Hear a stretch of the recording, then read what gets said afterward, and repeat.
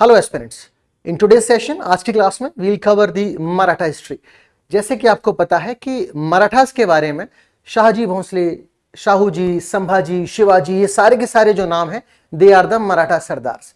इन second phase दूसरे चरण में हम इस मराठा हिस्ट्री को Marathas under the Peshwas cover करते हैं और उसके बाद मराठा कॉन्फिडरेसीज में तोड़ते हैं, जिसमें गायकवाड़, सिंधियाज, होलकर ये सारे के सारे कवर होते हैं।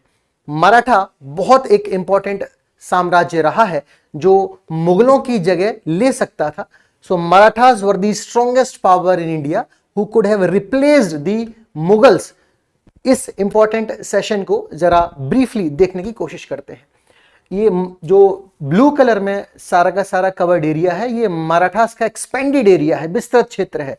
यानी शुरुआत में इन्होंने महाराष्ट्र या डेक्कन वाले रीजन से अपना पूरा का पूरा एक्सपेंशन और विस्तार करने की शुरुआत की और नॉर्थ इंडिया तक, दिल्ली तक और इससे आगे तक अपने साम्राज्य को विस्तार या विस्तृत करने की इनकी कोशिश रही। कई सारे जो मराठा पेशवाज हैं, तो पेशवा सिर्फ प्रधानमंत्री का एक पोस्ट है, Peshwa is only the prime minister, जबकि बाकी का पूरा एडमिनिस्ट्रेशन जो है अलग अलग अष्ट प्रधानों के नेतृत्व में आता था। फटाफट इसको कवर करने की कोशिश करते हैं। जो सारी बेसिक इंफॉर्मेशन है उसको पहले उठाते हैं। आप एडमिनिस्ट्रेशन या एडमिनिस्ट्रेटिव पॉलिसीज देखोगे अगर मराठास की, तो यहाँ पे दो चीजें आपको देखने को मिलेंगी। एक चीज जो बहुत कॉमनली पूछी जाती है एग्जामिनेशंस में रेगुलरली और कई मर्तबा रिपीटेडली, आप देखोगे कि जो इंपॉर्टेंट जो पोस्ट है पेशवास के अलावा वो कौन कौन सी है। आपको जो पेशवा मिलेगा वो फाइनेंस और जनरल एडमिनिस्ट्रेशन यानी वित्त और सामान्य प्रशासन किसके अंडर आया, पेशवा के। तो पेशवा जो आज का प्रधानमंत्री है, प्राइम मिनिस्टर है, उसके इक्विवेलेंट एक पोस्ट है। सराय नौबत या सेनापति ये मिलिट्री कमांडर है। और फिर उसके बाद आते हैं अमात्य, अकाउंटेंट जनरल। यानी सराय नौबत सेनापति सैन्य कमांडर हुआ, अमात्य महालेखाकार हुआ और वाकिया नविस, ये बहुत इंपॉर्टेंट एक पोस्ट होती है वाकिया नविस, ये खुफिया अधिकारी होते हैं। मतलब वो अधिकारी जो इंटेलिजेंस चीफ होते हैं, जो सीक्रेट इंफॉर्मेशंस गैदर करते हैं, सीक्रेट या खुफिया जानकारी को इकट्ठा करते हैं, उन्हें वाकिया नविस बोलते हैं। इसके बाद सचिव। अब सचिव जो पद है इन्हें हम पत्राचार्य करेस्पोंडेंस में शामिल करते हैं। इसके बाद हमारे पास सुमंत है, सुमंत। अब ये सुमंत जो पोस्ट है, again it is one of the very important post. ये मेनली अष्ट प्रधान कहे जाते हैं। 8 मुख्य जो अधिकारी हैं, जैसे आप आज के टाइम पे काउंसिल ऑफ मिनिस्टर्स या कैबिनेट मिनिस्टर्स को देखते हो, ठीक वैसे ही मराठा एडमिनिस्ट्रेशन में ये अष्ट प्रधान बहुत इंपॉर्टेंट है। इसके बाद आता है न्यायाधीश और फिर पंडित राव। तो ये तो हो गए हमारे 8 प्रधान। इसके बाद बढ़ते हैं आगे, जरा ध्यान से देखने की कोशिश करना कि इस मराठा एडमिनिस्ट्रेशन में अगर ये अष्ट प्रधान है और इतने सारे न्यूमरस ऑफिशियल्स हैं जो प्रशासन में शामिल हैं, तो उस मराठा साम्राज्य को रेवेन्यू या राजस्व मिल कहां से रहा है। So they are getting the revenue from different taxes. अब वो टैक्सेस क्या है, आप देखोगे इन टैक्सेस को अलग अलग नामों से हम देखते हैं और पढ़ते हैं। जैसे चौथ हो गया, चौथ, सरदेशमुखी। अब चौथ क्या है, इट इज 1/4, एक चौथाई। एक चौथाई जो भाग है उसे चौथ बोल दिया। सरदेशमुखी क्या है, देशमुखों का देशमुख। कौन है देशमुखों का देशमुख, शिवाजी। तो शिवाजी राजे जो हैं वो बाकी सभी के सभी जो महाराष्ट्र के अमीर या फिर जो उच्च कुलीन परिवारों के लोग हैं या फिर जो बाहुबली या फिर जिनके पास जमीनें बहुत ज्यादा हैं, उन सभी देशमुखों के सरदार होने का दावा करते हैं। यानी ये एक प्रकार से एक वसूली हुई।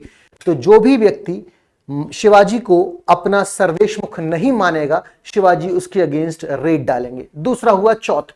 ये जनरली है तो मुगलों का एरिया। कौन सा एरिया है, मुगलों का एरिया।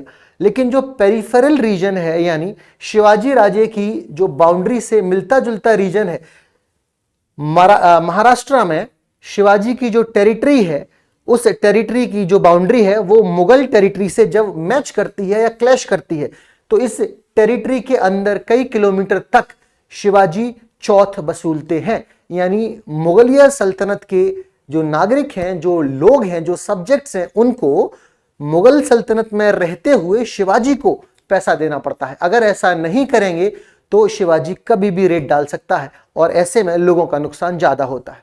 तो एक प्रकार से देखें तो ये दोनों की दोनों वसूली कर हुआ जिसको शिवाजी वसूल रहे हैं। चौथ सरदेशमुखी। अब बढ़ते हैं आगे की तरफ, जरा ध्यान से देखना।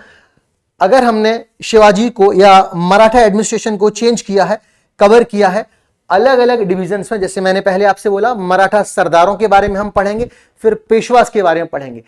पेशवा की शुरुआत बालाजी विश्वनाथ के टाइम से होती है। अब ये जो बालाजी विश्वनाथ हैं, क्या इनसे पहले पेशवा नहीं रहे? क्या इनसे पहले पेशवा नहीं रहे? तो बालाजी विश्वनाथ से पहले भी पेशवा थे। तो जैसे कि मैंने आपसे बोला कि पेशवा सिर्फ एक पद है प्राइम मिनिस्टर का, राइट, जबकि मराठा सरदार कोई और है। अब बालाजी विश्वनाथ के बाद बाजीराव, फिर बालाजी बाजीराव, फिर माधवराव, ये पेशवाज हुए। तो बालाजी विश्वनाथ के टाइम पीरियड से ही क्यों पेशवाशिप इतनी पॉपुलर हो गई, जबकि प्राइम मिनिस्टर बहुत पहले टाइम पीरियड से था, जो कि अष्टप्रधान में से सिर्फ एक प्रधान हुआ, राइट। अब समझने की कोशिश ये करना कि बालाजी विश्वनाथ ने ऐसे कई इंपॉर्टेंट कॉन्ट्रीब्यूशंस दिए हैं जिसकी वजह से ये पोस्ट, ये पेशवा जो है और महत्वपूर्ण पद बन गया। अब इसमें से कुछ चीजें ऐसी कि जब ताराबाई जो कि आंटी थी उस वक्त, किसकी आंटी थी? जैसे अगर हम जीनोलॉजी में जाएं तो हमारे पास सबसे पहले शाहजी भोंसले, फिर शिवाजी, फिर संभाजी, फिर साहू जी। ये जो अलग अलग मराठा सरदार हैं, इसमें से जो साहू जी हैं उनको औरंगजेब ने बंदी बना लिया था। बैकग्राउंड की बात है ये। यहां पर शासन राजा राम की पत्नी आंटी ताराबाई कर रही थी। तो बैटल ऑफ खेड़ हुआ।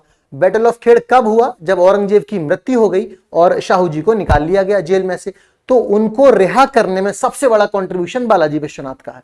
तो जब तक मराठा साम्राज्य जो है वो मुश्किल हाथों में था, मुश्किल घड़ी में था, तो बालाजी विश्वनाथ ने ही उनका रेवेन्यू जो है वो बरकरार रखा, एडमिनिस्ट्रेशन की पूरी जिम्मेदारी ली, यानी जो परचम है, जो झंडा है वो बुलंद रखा। किसका? मराठों का। किसने? बालाजी विश्वनाथ ने। इसके अलावा battle of Khed, battle of Khed, इस खेड़ के युद्ध में ताराबाई वर्सेस शाहू जी, इस युद्ध में सबसे बड़ा कंट्रीब्यूशन किसका रहा? बालाजी विश्वनाथ का। किसकी तरफ से लड़े?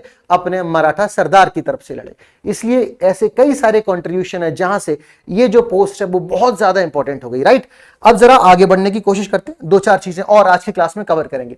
शिवाजी एडमिनिस्ट्रेशन में जो साम्राज्य है वो साम्राज्य बांटा गया किसमें? प्रांतों में। किसमें बांटा गया? प्रांतों में। अब ये जो प्रांत हैं, इन प्रांतों को बांटा गया तरफ में। किसमें बांटा गया? तरफ, या फिर इसको आप परगना भी बोल सकते हो। क्या बोल सकते हो? परगना। अब ध्यान से सुनना, मराठा साम्राज्य जो है इनके पास आर्मी भी है, सेना भी है और साथ साथ नेवी भी है, राइट। इसके अलावा जो रेगुलर आर्मी है, जो आर्मी नियमित सेना कहलाई जाती है हिंदी में, इस नियमित सेना को पग बोला जाता था। क्या बोला जाता था? पग। इसके अलावा जो लूज ऑक्सिलरीज हैं, यानी जो मराठों के साथ लड़ रहे हैं, जो उनकी परमानेंट स्टैंडिंग आर्मी, स्थायी सेना का पार्ट नहीं है, लेकिन जब मराठे कहीं आक्रमण करने जाएंगे तब सिर्फ आक्रमण के दौरान ये इनकी इस टीम का जो है हिस्सा होंगे। इन लूज ऑक्सिलरीज को क्या बोलते हैं? सिलादार, और इनका सुपरविजन करते हैं हवलदार। यानी जो नियमित सेना है उसको पग बोला गया और जो सहायक सेना है उस सहायक सेना को सिलाहदार बोला गया, और उनकी देखरेख किसके कंट्रोल में आएगी? हवलदार के। आपको पता होगा कि मराठा साम्राज्य के पास बहुत बड़ी रेगुलर परमानेंट स्टैंडिंग आर्मी नहीं थी। पिंडारीज जैसे लोग इनकी सेना का हिस्सा होते थे जब ये युद्ध के लिए, आक्रमण के लिए निकलते थे। तो पिंडारीज कौन है? पिंडारी रेगुलर आर्मी नहीं है, ये वो ऑक्सिलरी, लूज ऑक्सिलरीज है जो कि सिर्फ युद्ध के दौरान इसका हिस्सा बनते हैं। और युद्ध खत्म होने के बाद जो युद्ध में लूटा गया माल है, जो वॉर बूटी है, उस वॉर बूटी को ये लोग आपस में डिस्ट्रीब्यूट करते हैं। So the share of the Pindaris is given to them post war. अब ये क्या है? ये जो वॉर बूटी है, युद्ध में लूटा गया माल है, वह सो ही है। उसके बाद the Pindaris and other loose auxiliaries, जो सहायक सेना है, वो अपने अपने काम पर लौट जाती है। इसलिए इनको बड़ी सेना रखने की जरूरत नहीं पड़ी। आपको पग शब्द याद रखना है, हवलदार शब्द याद रखना है। अब एक शब्द जो मैंने आपको बोला, अष्टप्रधान मंडल। तो अष्टप्रधान मंडल किसकी तरह है? आप देखो, ये काउंसिल ऑफ मिनिस्टर, मंत्री परिषद या फिर कैबिनेट, आप इसको ऐसे लेके चल सकते हो। तो मराठा एडमिनिस्ट्रेशन में जो अष्टप्रधान मंडल है वो काफी इंपॉर्टेंट है एडमिनिस्ट्रेशन के पॉइंट ऑफ व्यू से। एक बार फिर से इन अष्टप्रधानों पर नजर डालते हैं फटाफट। पेशवा हुआ मुख्य प्रधान, प्राइम मिनिस्टर। सेनापति हुआ सराय नौबत। मजुमदार इज अमात्य। वाकिया नबिस जो इंटेलिजेंस चीफ है वो हो गए मंत्री। सचिव कौन हो गए? सोरे नबिस। इसके अलावा दबीर, ये सुमंत कहलाए जाते थे। और न्यायाधीश, जस्टिस, पंडित राव, ये सदर कहलाए जाते थे। तो अष्टप्रधान का ये सबसे इंपॉर्टेंट एक फैसेट है, एक पहलू है, which I tried to tell you in a brief. अब रेवेन्यू की मैंने आपसे बात करी, so they are collecting chauth and sardeshmukhi, ऐसा हमने अभी थोड़ी देर पहले पढ़ा। चौथ एक चौथाई भाग था, और सरदेशमुखी जो था वो सिर्फ इसलिए एक टैक्स है कि सभी के सभी महाराष्ट्र में रहने वाले लोग जो हैं, चाहे वो देश पांडेज हो या फिर देशमुख्स हो या फिर कोई भी और हेरिडिटरी चीफ हो, लैंडेड एरिस्टोक्रेसी का पार्ट हो, वो सब शिवाजी को अपना मुखिया समझें। सिर्फ इसलिए वो सरदेशमुखी पे कर रहे हैं मजबूरन। So this is something that we came across with these two taxes. और तीसरा हमें पढ़ना है कि जो जमीन है, उस जमीन पर लैंड रेवेन्यू वसूलने के लिए वो एक मेजरिंग रॉड का इस्तेमाल करते थे, और इस मेजरिंग रॉड को क्या बोला जाता था? काठी। तो काठी से वो उस जमीन को मेजर करते थे, और उसके बाद मेजरमेंट के बाद उस पर टैक्स लगाया जाता। तो काठी was use here for the measurement of the land. अब चौथ हुआ बेटा एक चौथाई लैंड रेवेन्यू का, और सरदेशमुखी हुआ 1/10 भाग, 1/10 of the produce of the land, right. Deshmukh, Kulkarni, देश पांडे और ये सारे के सारे जो चीफ्स हैं, जो आप बोलो कि they are having money power and the muscle power, इन लोगों का बाप कौन हुआ? शिवाजी। आप इस प्रकार से समझ के चलो, इसलिए वो सब लोग सरदेशमुखी पे कर रहे हैं। इतनी बात समझ में आई। अब जितना भी रेवेन्यू हुआ, उस रेवेन्यू को कलेक्ट करने के लिए कोई ना कोई टैक्स कलेक्टिंग अथॉरिटी जरूर होगी। तो कौन है ऐसी authority, officer who are collecting the land revenue tax? उनके नाम है बेटा karkuns, they are known as karkuns. अब बढ़ते हैं आगे फटाफट से। हमने देखा था कि शाहजी भोंसले, फिर शिवाजी, फिर संभाजी, फिर साहू जी, ये सारे के सारे मराठा सरदार हैं, ठीक है। छत्रपति इन्हें बोला जाता है। जब मराठा चीफ जो शिवाजी हैं, उन्होंने छत्रपति की उपाधि धारण की, तो ये मराठा सरदार कौन हो गए? छत्रपति हो गए, राइट। इसके बाद पेशवा, बालाजी विश्वनाथ से पेशवा का पद ज्यादा इंपॉर्टेंट हो जाएगा, और एक तरीके से ये पेशवा ही वास्तविक शक्तियों का स्वामी हो जाएगा, ठीक है। अब तीसरे फेज में ये मराठास टूट जाएंगे कॉन्फेडरेसी में।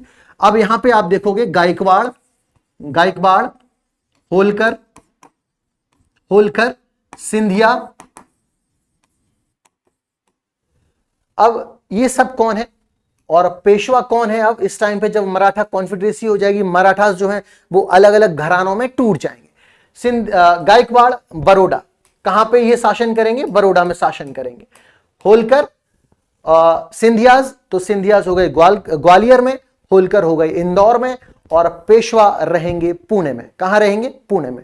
इस प्रकार से मराठास जो है वो अलग अलग घरानों में टूट जाते हैं, राइट।